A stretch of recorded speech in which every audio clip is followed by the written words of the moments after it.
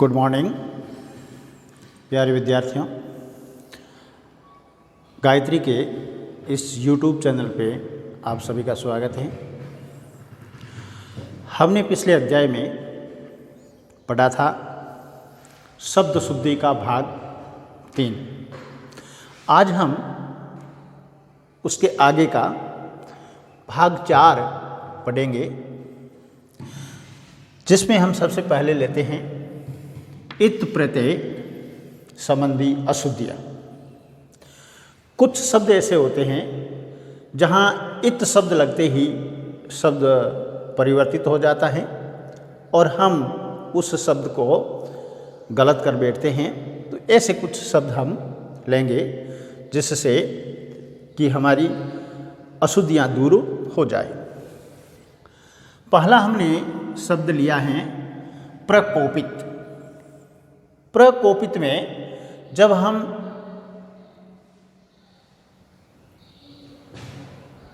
इत प्रत्यय लगा करके बनाते हैं तब ये जो को है ये बदल जाता है और वह हो जाता है प्रकोपित। क्या हो जाता है? प्रकोपित हो जाता है और प्रकोपित शब्द हमारा गलत हो जाता है और ये शुद्ध हो जाता है। फिर देखिए, क्योंकि ये मूल शब्द क्या है? कुपित। प्र इसमें उपसर्ग लगा है और फिर इत प्रत्यय लगा है। उसी प्रकार से कोप, और इसको अपन कोपित बनाते हैं तो वह कोपित ना होकर के कुपित बन जाता है। यह इसका शुद्ध रूप है। क्रोध में अपन इत प्रत्यय लगाते हैं तो वह क्रोधित बन जाता है और क्रोधित बनते ही वह गलत हो जाता है और उसका शुद्ध रूप होता है क्रुद्ध। एग्जाम में पूछ लिया जाए कि क्रोधित का शुद्ध रूप क्या है तो वह है क्रुद्ध। आकर्षित का शुद्ध रूप क्या है? आकृष्ट हैं। त्रसित का शुद्ध रूप क्या है? क्योंकि इसमें इत प्रत्यय लगा हुआ है और इसका शुद्ध रूप जो है त्रस्त हैं, आकृष्ट हैं। ग्रसित में भी इत प्रत्यय लग गया है और इसका शुद्ध रूप जो है ग्रस्त मिलेगा। एकत्रित में भी एकत्र में इत प्रत्यय लग दिया है और वह एकत्रित हो गया है जो गलत हो जाता है और इसका शुद्ध रूप एकत्र होता है। ये कुछ थे जिसमें इत प्रत्यय लगते ही कुछ बदलाव आ जाता है। अब हम लेंगे अन्य प्रत्यय संबंधी कुछ अशुद्धियाँ। जैसे एक शब्द है सिंचित। क्या है? सिंचित। कितना सिंचित क्षेत्र है ये अक्सर मिलता है तो इसका शुद्ध रूप जो है वो होता है सिक्त। क्या होता है? सिक्त। हम अक्सर पढ़ते हैं अनुवादित और इस अनुवादित का शुद्ध रूप है अनुदित। उसी प्रकार से हम अक्सर इस शब्द का भी प्रयोग करते हैं हतोत्साहित। क्या है शब्द? हतोत्साहित। लेकिन यह शब्द गलत है। इसका शुद्ध रूप है हतोत्साह। क्या है? हतोत्साह। अक्षोहिणी शब्द हैं और ये अक्ष और उहिणी शब्द से बना है। तो ये जो है अक्षोहिणी हैं। क्या है? अक्षोहिणी हैं। आजीविका, आपकी आजीविका कैसे चलती है? तो यह शब्द आजीविका है। क्या है? आजीविका। एक शब्द अक्सर आता है कि हाथी है और हाथी में नीप जोड़ करके हम इसको हथिनी कर देते हैं। और इसका स्त्रीलिंग बना देते हैं, ये गलत हो जाता है। क्या है? हथनी, हाथी का स्त्रीलिंग हथनी है शुद्ध रूप, और संस्कृत में जो है वह हस्तिनी है। फिर आता है प्रियदर्शनी। अब अपने इससे पहले लिया था प्रियदर्शिनी, ठीक है। अब यह है प्रदर्शिनी। क्या है? प्रदर्शिनी। हम उसी शब्द के आधार पर इस शब्द को गलत कर बैठते हैं, जबकि यह होता है एग्जीबिशन लगाते हैं अपन कभी, उसको कहते हैं प्रदर्शनी। प्रदर्शनी लगी कि वहाँ पर फलानी चीज़ की प्रदर्शनी लगी है। फिर देखिए, ये कुछ ऐसे शब्द थे जो हम कुछ गलत कर लेते हैं, उसको मैंने शुद्ध रूप बता दिया है। कुछ ऐसे जो करण तत्पुरुष लगने से या करण प्रत्यय लगने से, करण प्रत्यय से जो ई है उसका दीर्घ हो जाता है, ई का ई हो जाता है, यानी बड़ी ए में बदल जाता है। जैसे सशक्ति, सशक्ति में हमने क्या लगाया? करण प्रत्यय लगाया और यह सशक्तिकरण हो गया। अब सशक्ति में यह छोटी ई थी, और जैसे ही सशक्तिकरण होगा तो ये बड़ी ई में बदल जाएगा और सशक्तिकरण हो जाएगा। ये है तुष्टिकरण। तुष्टि में छोटी ई की मात्रा है, और जैसे ही इसमें करण प्रत्यय लगेगा तो ये तुष्टिकरण हो जाएगा। उसी प्रकार से ये पुष्टि है और इसमें करण लग गया तो ये पुष्टिकरण हो गया। संक्षिप्ति, और इसमें करण लगने से संक्षिप्तीकरण हो जाता है। शुद्धि, और इसमें जब करण लगता है तो ये शुद्धिकरण हो जाता है।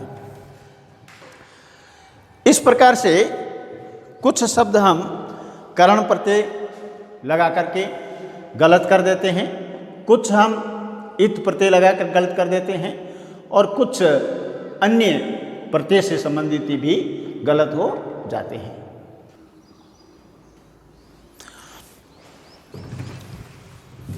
अब देखिए, समास संबंधी अशुद्धियाँ।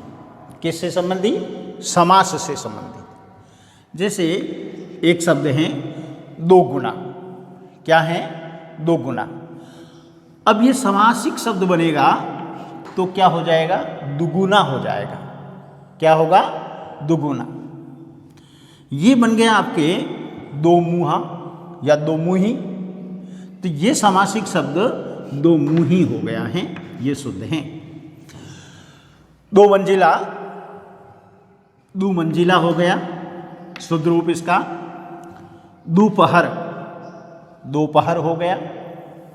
और दोपहरी, जो दोपहर का भोजन होता है उसको दोपहरी कहते हैं। चार दीवारी, देखिए इसमें हम अक्सर गलत करते बैठते हैं। इस चार दीवारी का शुद्ध रूप जो है वह क्या है? चहार दीवारी।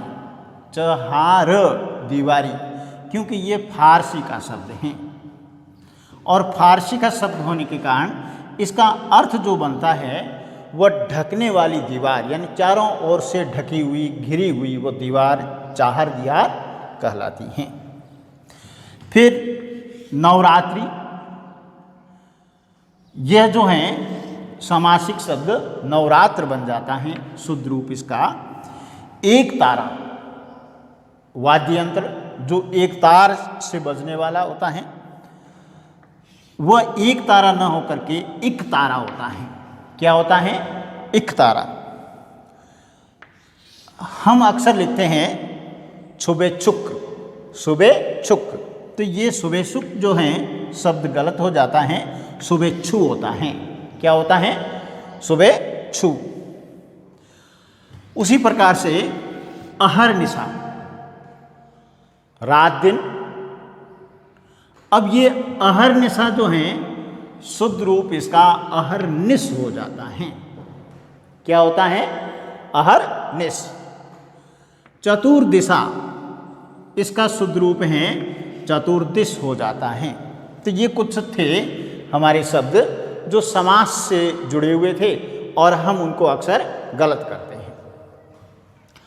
फिर आता है हमारा लिंग संबंधी अशुद्धियाँ, स्त्रीलिंग, पुल्लिंग, ऐसे हम कुछ अशुद्धियाँ कर बैठते हैं। हम अक्सर इस शब्द का उपयोग करते हैं। अनाथ का विलोम अनाथिनी कर बैठते हैं, जो गलत हैं। अनाथ का जो विलोम है, लिंग बदलता है, स्त्रीलिंग हो जाता है, तो वह अनाथा बनता है। क्या बनता है? अनाथा। पिशाच और उसका स्त्रीलिंग हम क्या कर देते हैं? पिशाचिनी कर देते हैं, जो बिल्कुल ही गलत हैं। इसका क्या होता है? पिशाची। स्त्रीलिंग क्या बनता है? पिशाची। फिर गुणवानी स्त्री विशेष के लिए अपन उपयोग में लाते हैं और वह शब्द शुद्ध होता है गुणवती। क्या शुद्ध होता है? गुणवती। हम बोलते हैं वैसा लिखते हैं, इसलिए अपन जो बोलते वक्त कवित्री बोल देते हैं, जबकि उसका शुद्ध रूप होता है कवयत्री। क्या होता है? कवयत्री। और वह कवेधन इत्री से बना हुआ होता है। नेता और उसका स्त्रीलिंग अपन नेति कर देते हैं, नेति नहीं होता है, वह नेत्री होता है। क्या होता है? नेत्री। वही हाथी का स्त्रीलिंग अपन गलती से हथिनी करते हैं और वह गलत हो जाता है। उसका क्या होता है? हथनी। हथिनी न होकर के हथनी होता है। और संस्कृत में हस्ती का स्त्रीलिंग हस्तिनी होता है। इसी को आधार बना लेते हैं अपन और उसको गलत कर बैठते हैं। फिर देखिए, कुछ वचन संबंधी अशुद्धियाँ भी होती हैं। अपन एक वचन और बहुवचन में भेद नहीं कर पाते हैं, इसलिए अनेकों, अनेक शब्द जो हैं वह अपने आप में बहुवचन हैं। इसलिए अनेक लोग खड़े थे, तो ये अनेक जो हैं शुद्ध रूप होगा। गावें, गौएं, इसका शुद्ध रूप गौएं, गायें। गायें शब्द जो हैं वह तद्भव रूप हैं, तो ये दोनों ही गलत हो जाएंगे और यह दोनों शुद्ध हो जाते हैं। दवाइयाँ लिखते वक्त हम, क्योंकि दवाई जब लिखते हैं उसमें हम ऐसे लिखते हैं, बड़ी ई लिखते हैं।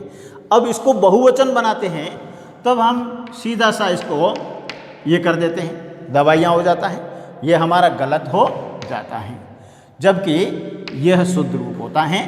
इसमें ये जो बड़ी ई है वह छोटी में परिवर्तित हो जाती हैं। जैसे ही कोई एक वचन बहुवचन बनता है तो उसके अंदर या उस शब्द में कुछ परिवर्तन आता है, अंतिम जो है वर्ण उसमें परिवर्तन आ जाता है। जैसे उसी प्रकार से सलाई है, ये सलाइयाँ हो गया है। कलाई है तो ये कलाइयाँ हो गया है। दाई है तो ये दाइयाँ हो गया है। इस प्रकार से वचन संबंधी अशुद्धियाँ भी हमारे से हो जाती हैं।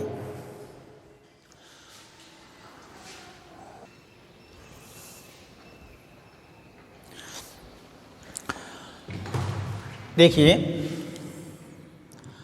ड़ और ढ, ये जो दो शब्द हैं ड़ और ढ, ये द्विगुण व्यंजन हैं। इससे संबंधी भी हमारी अशुद्धियां हो जाती हैं।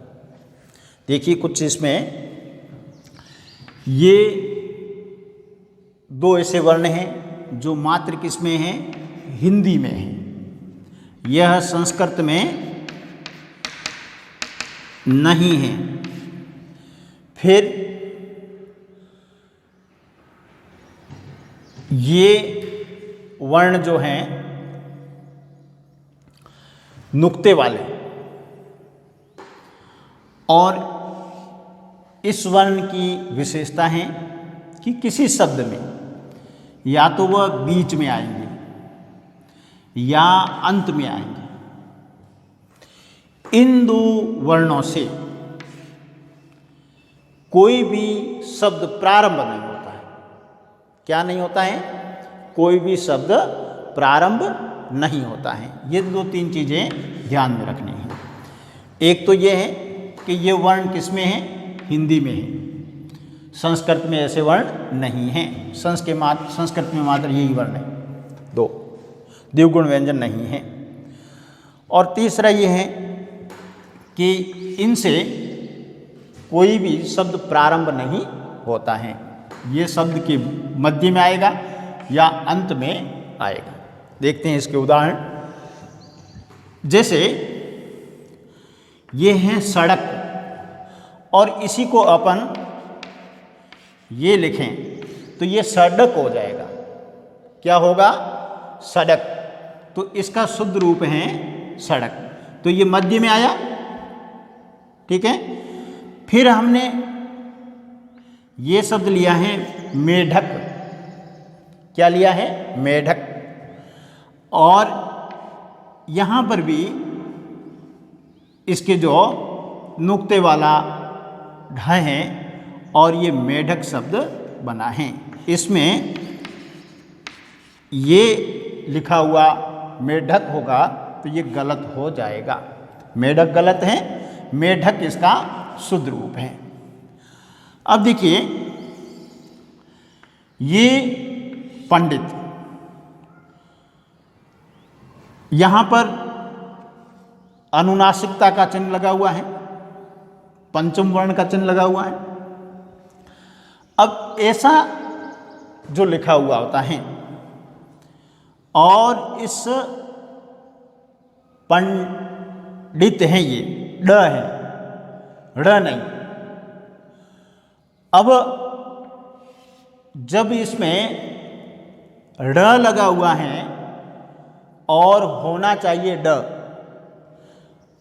फिर जो है ये पंचम वर्ण है, तो ये पंचम वर्ण यहाँ लगा हुआ था, इसलिए संयुक्त व्यंजन बन गया। और संयुक्त व्यंजन बनने से ये पंचम वर्ण यहाँ से स्थान छोड़ करके नीचे अपने स्थान पर आ जाता है और यह पंडित हो जाता है, पंडित नहीं। क्या? पंडित नहीं, ये पंडित हो जाता है। ये शुद्ध है, ये शुद्ध है। ये है डमरू, ड है, और इसके नीचे अपन नुक्ता लगाएंगे तो ड़ हो जाएगा, डमरू नहीं होगा, ये डमरू हैं। मोढ़ा ये शुद्ध है। ढोलक, ढोलक में अपन ने क्या कहा है कि द्विगुण व्यंजन से कोई भी शब्द प्रारंभ नहीं होता है, तब ये ढोलक शब्द है वह सही है। अंडे, ये क्या है? अंडे, अंडे हैं, ड़ हैं, और होता है अंडे। ये भी संयुक्त व्यंजन होने से इस प्रकार से बन गया। ये है तड़ित। क्या है? तड़ित, और होता है तड़ित। ये है गांडीव, और होता है गांडीव। ये है रोड। क्या है? रोड, और होता है रोड, ड़ होता है। देखिए ये जो द्विगुण व्यंजन वाला वर्ण है ये इंग्लिश में भी नहीं होता है। इंग्लिश में नहीं होता है। अब ये इंग्लिश में भी नहीं है और किस में नहीं है, संस्कृत में भी नहीं है। किस में है? मात्र हिंदी में। तब ये सोडियम, ये क्या है? सोडियम होता है सोडियम, ये सोडा है और होता है सोडा। ये डालडा है, डालडा, डालडा और होता है डालडा। फिर देखिए कुछ अनुनासिकता संबंधी ये सभी शब्द शुद्ध हैं, ये गलत हैं सभी। अनुनासिकता संबंधी कुछ हम गलतियां कर बैठते हैं। जैसे लिखते वक्त ये अनुनासिक यानी पंचम वर्ण जितने भी हैं वह अनुनासिक हैं। ये शब्द हमने अंग ऐसा लिखा हुआ मिलता है, लेकिन ऐसा न लिख करके हमारा मानक रूप जो हैं ये अंग हैं। पंखा भी वही है, उसमें भी मानक रूप हमारा पंखा ये है। कंचन में इस वर्ण की जगह अनुनासिकता का चिन्ह आ जाता है, कंचन हो जाता है। अब ये पंडित जो हैं उसकी जगह ये पंडित हैं और इसकी जगह ये पंडित हो जाता है। ये चंदन, इसका भी न जो है यहाँ आ जाएगा अनुनासिकता। इसका पंचम वर्ण जो है कंपन में वह यहाँ आ जाता है। दूसरा देखिए, कुछ शब्द ऐसे जो यर लव स स सह से पहले अनुनासिकता हो तो यह अनुनासिकता के या पंचम वर्ण हो तो अनुनासिकता के चिन्ह में बदल जाता है। हमारा शब्द है संयम। अब देखिए हमने क्या कहा है कि य हो, र हो, ल हो, व हो, स हो, स और ह, इससे पहले अनुनासिक पंचम वर्ण हो तो वह किस में बदल जाता है? अनुनासिकता में बदल जाता है। अब यहाँ जो है पंचम वर्ण है, तब यह अनुनासिकता में बदल गया है। संरक्षक, यहाँ पर भी पंचम वर्ण है तो यह संरक्षक हो गया है। समलय, इसमें भी पंचम वर्ण है, ल है यहाँ पर, तब ये यहाँ पर अनुनासिकता में बदल जाएगा। संवाद, संसार, संहार, इसी प्रकार के अनेक शब्द हमें मिलेंगे। दोस्तों, शब्द शुद्धि में आज हम इतना ही करेंगे। कल हम आगे और इसका भाग 5 लेंगे। आपको हमारा ये YouTube चैनल कैसा लगा, आप इस पे कमेंट कीजिए, लाइक कीजिए और शेयर कीजिए। धन्यवाद।